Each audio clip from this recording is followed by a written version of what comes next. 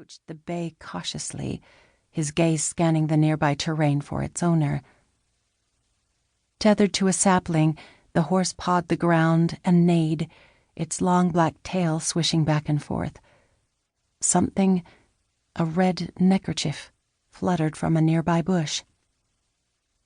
Leaving horses and mule behind, he followed a narrow path toward the stream, stopping to pick up the kerchief en route.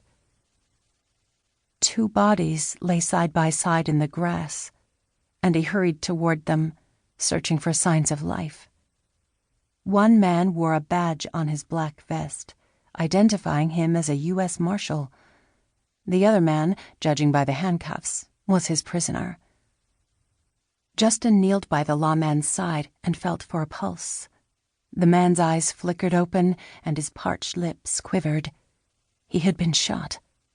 Blood had seeped through his clothes and trickled to the ground. "Don't talk," Justin said. "Save your strength. I'll get you some water." The marshal reached for Justin's arm. "Promise me," he coughed. "My prisoner. Promise." He spoke in a murmur that was almost drowned out by a sudden gust of wind rippling through the tall prairie grass. "Take to Texas." Justin sat back on his heels in surprise. "Texas? You want me to take the prisoner to Texas?" The lawman nodded slightly and closed his eyes, his breathing labored. Intent upon getting the marshal water, Justin straightened. A moaning sound, soft as a kitten's first mew, made him take a closer look at the prisoner. That's when he saw the man's foot move. Dropping down on his knees by the prisoner's side, Justin leaned over him. "Take it easy, lad." The prisoner's face was covered in dust, but he appeared to be a young man, clean-shaven, probably still in his teens. The boy's youth would probably account for his ill-chosen bright red boots, which looked all the more garish in full sunlight. "Just stay put." Justin squeezed the man's slight shoulder.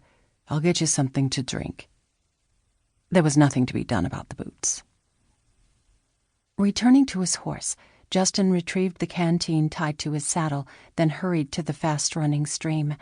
Removing the stopper, he dipped the canteen into the cool, clear waters and rushed back to the injured men, chasing away one of the vultures that had landed nearby. "Here." Lowering himself onto his knee again, he slid one arm beneath the marshal's head and lifted the canteen to the man's swollen lips. The lawman took a sip and then slumped back, as if it took all his energy to swallow. His eyes open, he looked worried or distressed. Maybe both. "Tell my family." Justin tried to reassure him.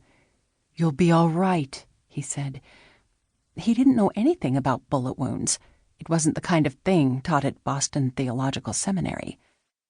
Still, he couldn't just let the man die.